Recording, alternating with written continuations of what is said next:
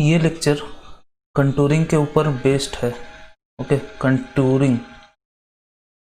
सबसे पहले तो ये जान लेते हैं कंटूर्स होते क्या है। Okay, contours are line joining point of equal elevation. Okay,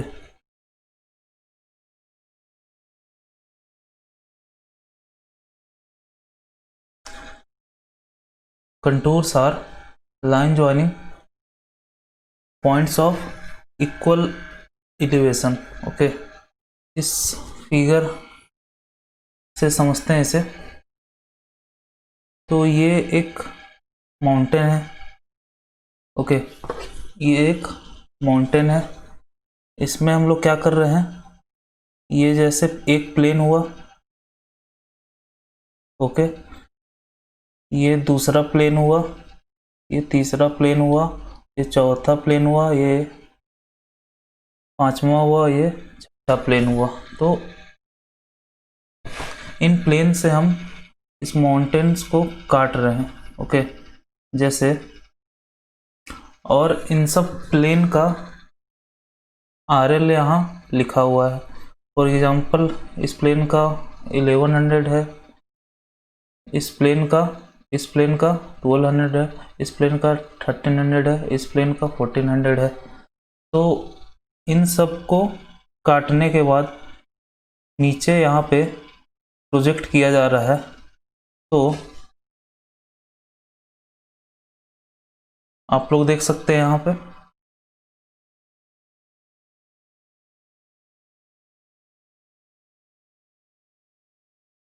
हमें काटने पे यहाँ पे क्या मिला। तो सबसे पहले हमने 1100 वाले प्लेन से काटा था, तो कुछ इस हिसाब का मिला लाइन। फिर 1200 वाले से काटा था तो कुछ इस हिसाब का मिला। 1300 वाले से कुछ ऐसा मिला। Okay,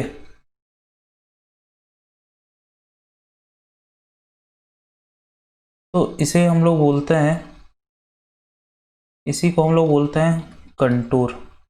okay, contour. और कंटूर बनाने के लिए जो प्रोसेस का यूज होता है उसे कहते हैं कंट्यूरिंग। ओके, बेसिकली ये सिर्फ इस लेक्चर में सिर्फ कंट्यूरिंग ही नहीं पढ़ेंगे, एरिया एंड वॉल्यूम भी हम लोग पढ़ेंगे। Calculation of area and volumes, वो सेकेंड टॉपिक होगा। अभी फिलहाल कंटूर पे फोकस करते हैं।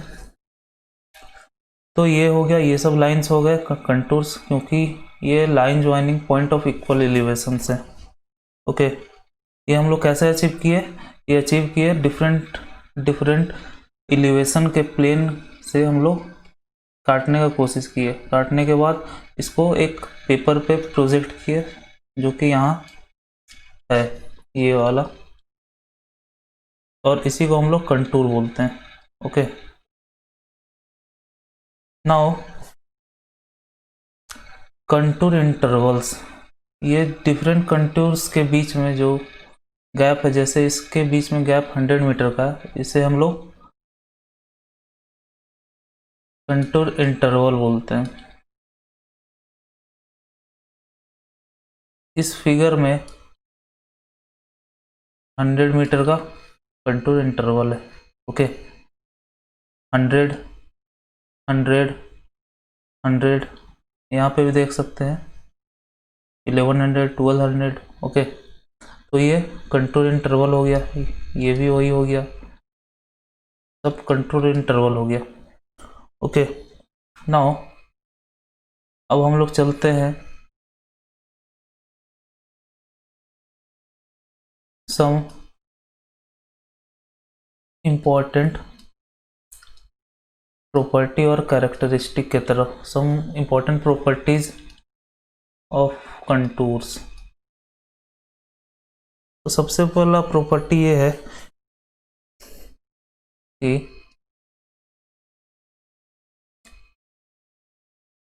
Suppose these are the part of contour। Okay,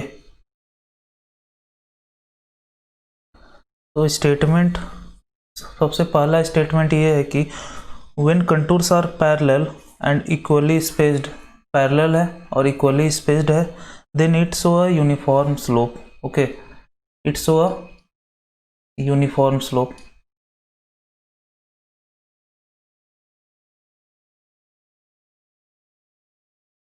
तो ये एक, जब भी पैरेलल हो और इक्वली स्पेस्ड हो, पैरेलल एंड इक्वली स्पेस्ड, तो ये यूनिफॉर्म्स स्लोप दिखाता है। ओके, ये था फर्स्ट प्रॉपर्टी। ओके, जब भी पैरेलल और इक्वली स्पेस्ड हो, ये पैरेलल है तीनों एक दूसरे के और इक्वली स्पेस्ड है, ये और ये इक्वल है दोनों, तो ये लोग यूनिफॉर्म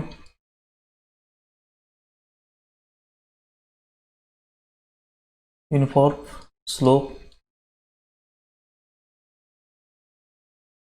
दिखाता है। नॉन यूनिफॉर्म स्लोप कैसा हुआ? नॉन यूनिफॉर्म स्लोप ऐसा हुआ, ओके, इसका पैरेलल तो हो सकता है बन जाए लेकिन इक्वली स्पेस्ड ना बने इसका, इसलिए जब भी पैरेलल और इक्वली स्पेस्ड हो तो ये एक यूनिफॉर्म स्लोप दिखाता है। नाउ सेकेंड पॉइंट,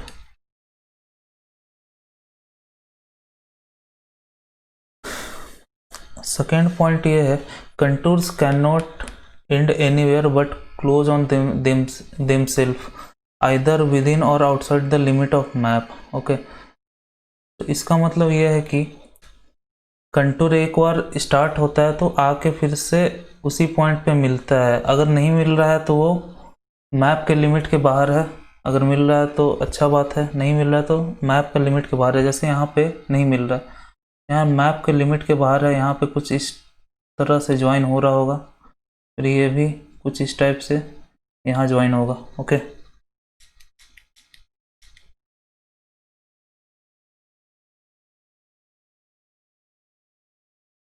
और इसी में closely spaced contour represent steep slope.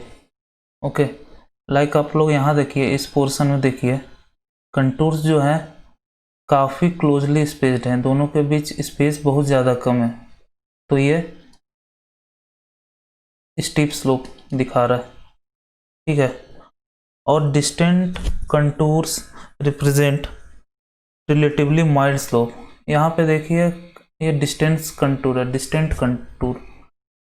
Okay, यहाँ काफ़ी डिस्टेंस है, यहाँ भी काफ़ी डिस्टेंस है, यहाँ तो और काफ़ी डिस्टेंस है, तो ये एक जेंटल स्लोप या फिर बोला जा सकता है माइल्ड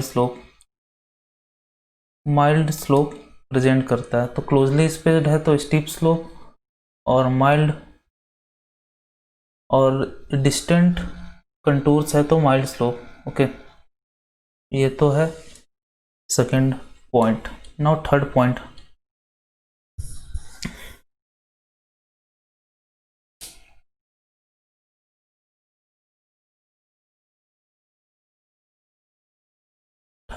है क्लोज्ड कंटूर लूप्स के फॉर्म में अगर हो, closed contours represent either a hill और ए पॉन्ड। ओके, हील और a pond, pond basically a depression, depression का एग्जांपल है पॉन्ड। और hill reading should increase toward centre,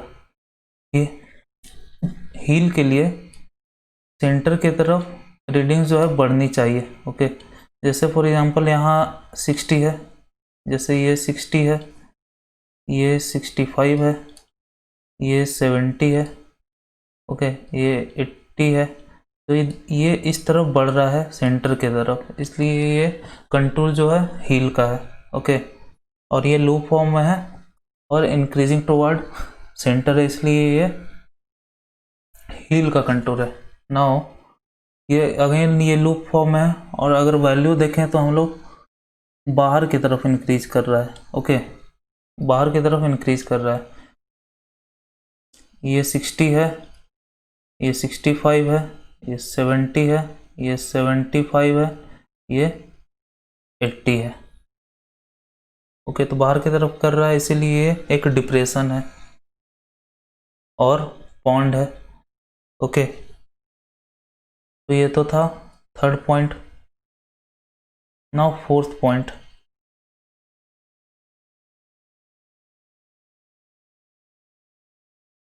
fourth point ये बोलता है कि two contours of different elevation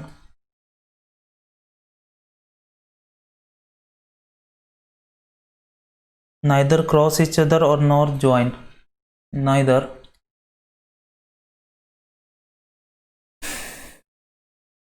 cross each other nor join except overhanging cliff or vertical cliff। Okay, ये overhanging Cliff है। Okay, ये ओवरहैंगिंग क्लिफ है। तो यहाँ पे जैसा कि आप लोग देख सकते हैं, यहाँ पे इंटरसेक्ट कर रहा है कंटूर। ये कंटूर हुआ 250 का, लेकिन ये 220 के साथ, सॉरी 200 के साथ इंटरसेक्ट कर रहा है, क्रॉस कर रहा है। तो ये एक्सेप्शन में बेसिकली आता है, ओवरहैंगिंग ये एक्सेप्शन में आता है। और एक vertical Cliff. Okay, vertical Cliff means इस शेप का क्लिफ, इस शेप का पहाड़। ओके, अगर इसका हम लोग कंटूर बनाए तो कंटूर कुछ इस तरह होगा।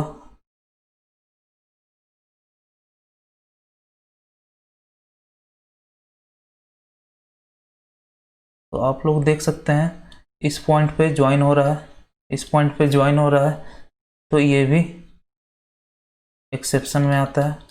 बाकी इन दोनों केस को छोड़ के और कोई भी केस में दो कंटूर आपस में इंटरसेक्ट नहीं कर सकते और ज्वाइन भी नहीं कर सकते। तो ये तो था fourth point. Now fifth point. Fifth point बोलता है कि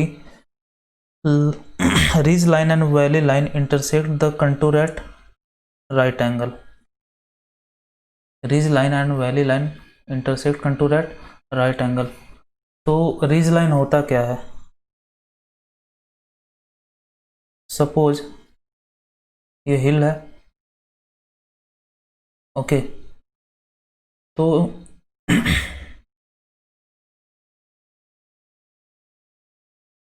हर प्लेन पे एक पॉइंट होगा जो कि सबसे टॉप पॉइंट होगा। ओके, इस टॉप पॉइंट को अगर हम लोग ज्वाइन करेंगे तो वो रिज लाइन कहलाएगा। ओके, और ये रिज लाइन जो है कंटूर को 90 डिग्री पे कट करता है, 90 डिग्री पे कट करता है, 90 डिग्री पे, 90 डिग्री पे, 90 डिग्री पे, 90 डिग्री पे। सिमिलरली वैली लाइन भी 90 डिग्री पे कट करता है। ओके, तो ये तो था फिफ्थ पॉइंट। कंटूर में बस इतना ही है। अब आते हैं सेकेंड टॉपिक की तरफ, जो कि है area and volume. Area and volume. Example से समझते हैं। सपोज इतना एरिया हम लोगों ने चेन सर्वेइंग किया, तो ए स्टेशन से लेके बी स्टेशन तक, ठीक है। और यहाँ ऑफसेट लेकर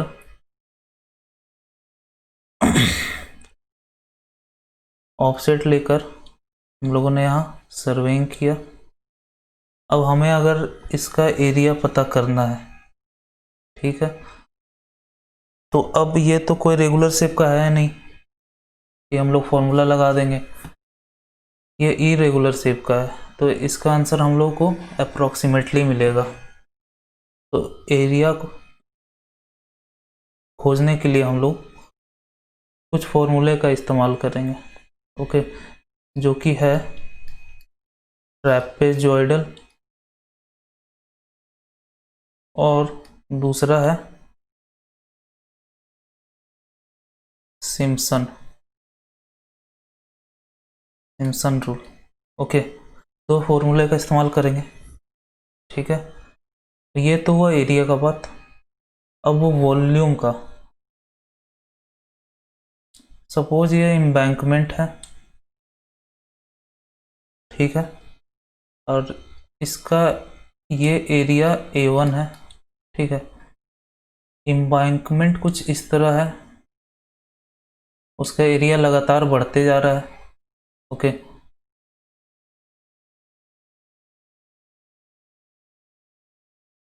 उसका एरिया लगातार बढ़ते जा रहा है।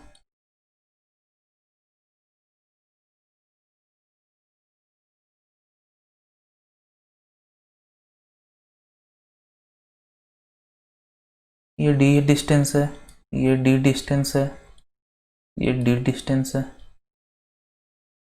ओके। तो इस फेस का A2 है, इस फेस का A3 है, इस फेस का एरिया A4 है। तो अलग अलग एरिया बट सेम डिस्टेंस पे हम लोग चेक किए, ओके। इसी तरह इसका डिस्टेंस यहाँ से यहाँ तक, मतलब यहाँ से यहाँ तक का डिस्टेंस समथिंग होगा, okay. D1, D2, D3, D4, लेकिन यहाँ से यहाँ तक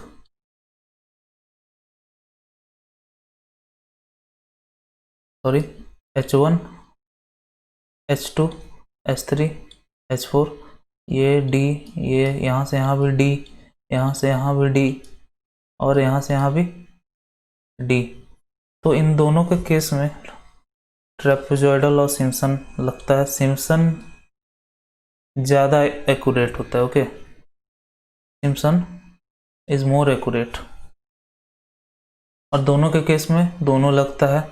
अब इन दोनों का फॉर्मूला देख लेते हैं। सबसे पहले तो ट्रेपेजॉइडल, ठीक है।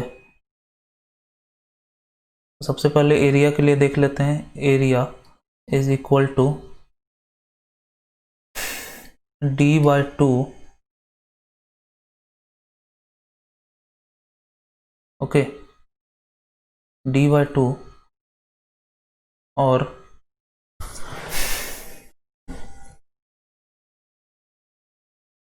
यहाँ पे हम लोग इस पोजीशन पे भी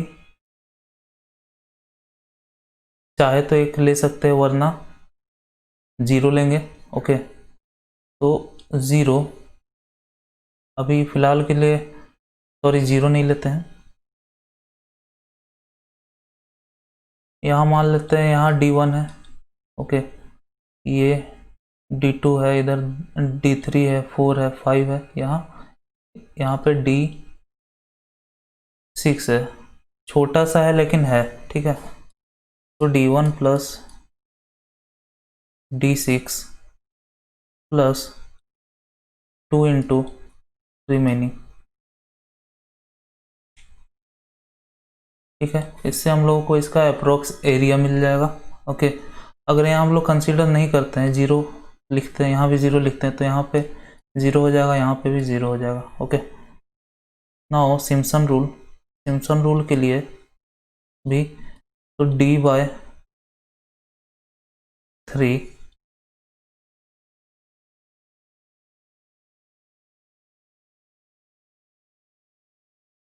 और उसके बाद H1 plus H6 plus 4 into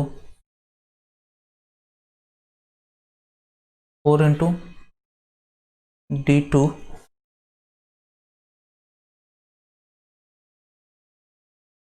plus D4 plus 2 into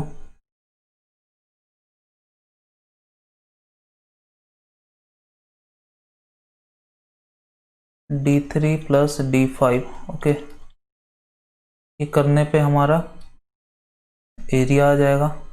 इसका हम लोग प्रॉब्लम पे देखेंगे। और अगर हम लोगों को वॉल्यूम निकालना है तो इस H के जगह बस A1 A2 यहाँ पे रिमेनिंग ए रख देना है। ओके, यहाँ पे भी A1 A2 और A6 A2 A4 A3 और A5 रख देना है, तो हम लोग को वॉल्यूम मिल जाएगा। ओके, तो ये तो था एरिया और वॉल्यूम कैसे निकालें। और इस फिगर के लिए जनरल फॉर्मूला एक बार देख लेते हैं। जनरल फॉर्मूला होगा area is equal to D/2, ये ट्रेपेजॉइडल का है। Okay, H1 plus HN, okay, plus 2 into बाकी जो भी है, जैसे H2 plus H3 plus H4, okay, and so on. Okay, इससे हम लोग का एरिया मिल जाएगा। नाउ सिम्पसन, इसका area D/3। Now H1 plus HN, now 4 into second term, fourth term, sixth term, okay, and so on, plus 2 into third term, fifth term, seventh term, basically odd term. Okay, तो हमें याद रखना है 4 into even terms and 2 into odd terms. Okay, ये हमें से याद रखना है। First plus last plus 4 into even plus 2 into odd into D/3। Okay, और अगर वॉल्यूम निकालना होगा तो ये H के जगह बस हम लोगों को A रख देना है। ओके, चलिए इसके ऊपर एक प्रॉब्लम कर लेते हैं हम लोग। ये गेट 2019 का एक प्रॉब्लम है।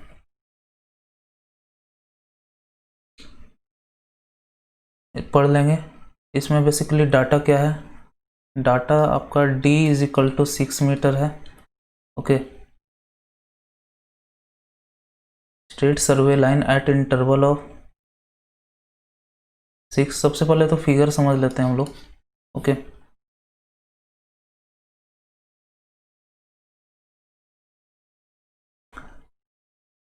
a series of perpendicular offset taken from a curved boundary wall to a straight survey line. ये स्ट्रेट सर्वे लाइन है, इस पे हम लोग का ऑफसेट लिया गया। सबसे पहला ऑफसेट था, ठीक है, फिर सेकेंड ऑफसेट होगा,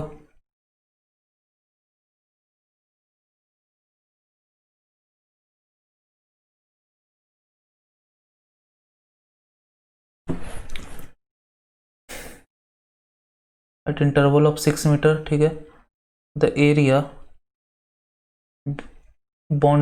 the area rounded to 2 decimal places, boundary by the survey line, curved boundary wall, the first and last offset determined using Simpson rule. तो सिम्पसन रूल का यूज करके हम लोगों को फाइंड करना है। तो सबसे पहला ऑफसेट कितना का था, 1.22, उसके बाद 1.67, उसके बाद 2.04, उसके बाद 2.34, उसके बाद 2.14, उसके बाद 1.87 और उसके बाद फाइनली 1.15। तो कुछ ऐसा एरिया है जिसका एरिया हम लोगों को कैलकुलेट करना है।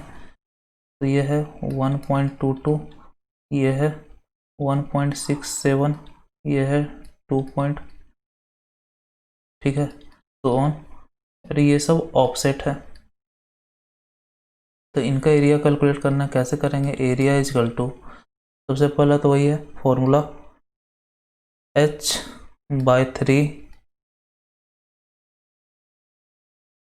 सॉरी, इंटरवल d, और ये सब h है, तो first h plus last h plus 4 into even term plus 2 into odd term. तो सबसे पहले डाटा क्या है, सबसे पहले d जो कि इंटरवल है,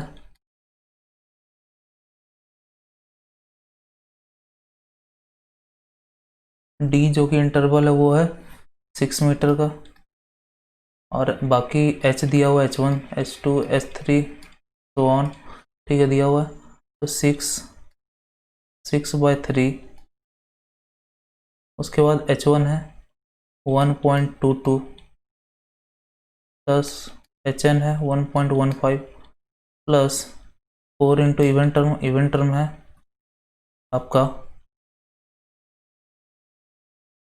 ये है और ये है इवेंट टर्म्स,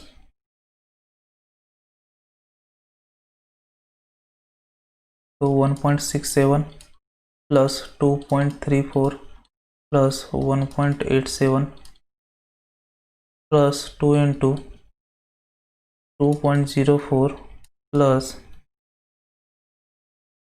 2.14, ओके। इसको आप लोग कैलकुलेट करोगे तो फाइनल आंसर निकल के आएगा 68.5 मीटर स्क्वायर, ओके। तो ये तो था एरिया एंड वॉल्यूम। बस दो फॉर्मूला है जो कि मैथ्स में भी यूज होता है, इंजीनियरिंग मैथ में सिंपल सा फॉर्मूला है, और इंटीग्रेशन करते हैं, यहाँ पे एरिया कैलकुलेट कर रहे हैं, दोनों सेम चीज़ है। यहाँ आप लोग सीख जाओगे तो वहाँ काम आएगा, वो वहाँ सीख गए तो यहाँ काम आएगा, दोनों सेम सा है, बस आप लोग को ध्यान देना है, कोरिलेट करना है मैथ से, ठीक है। तो यहाँ पे कंटूर्स भी ख़त्म होता है।